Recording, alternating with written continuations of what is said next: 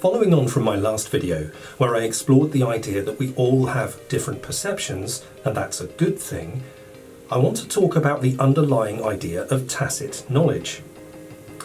Imagine that someone throws you a ball and you catch it. How did you do it? Sure, we can all describe the basics of putting our hands out, perhaps withdrawing and closing them at a point of contact to slow the momentum of the ball, but there's more to it. How did you know where to put your hands? Did you unconsciously calculate the release velocity, angle of launch and initial height of the ball before adjusting for wind speed? Did you agree beforehand with the thrower exactly where they were going to aim? Maybe you just got lucky. In reality, we know there's a huge amount going on.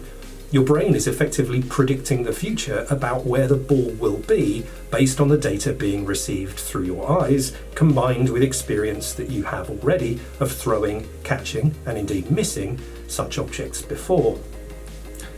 That prediction includes where to put your hands, which you don't need to be looking at, how to position your feet, and adjust your body weight to support your movement.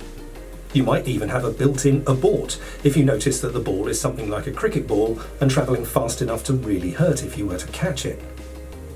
One thing for sure, very little of this happens consciously. It needs much more instinctive reactions, and that stuff is trained through experience. Indeed, it's trained to a point that not only can you catch a ball, but you can watch someone else and judge pretty reliably whether they're going to make their catch too. Back to my last video, I got you to imagine a chicken, and in a similar way to the ball example. Unless it's very recent experience, it's unlikely you'd know why you pictured what you did. Your chicken just happened to be the one that you conjured up for all manner of reasons. Now let's make this meaningful in an organisation. Imagine you've got a few people in your team, whether that's engineers, accountants or sales executives, whatever, and they've worked with your company for 20 years or more. You've been asked to make some changes and reorganise, and you're faced with making some of them redundant.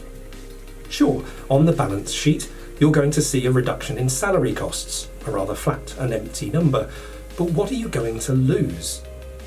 The answer is unknowable in detail based on the examples here, but you're definitely losing something, and probably something that can't be written down. The language hint that you pick up from a client who wants to buy more product that others might miss, the ambient sound of the data centre being not quite right, the behaviour of a colleague that you've known for years being suddenly different. I'm not saying that no one should ever be fired or made redundant. That's just not realistic. But it's reckless to approach a reorganisation armed only with a PowerPoint, a balance sheet and an org chart.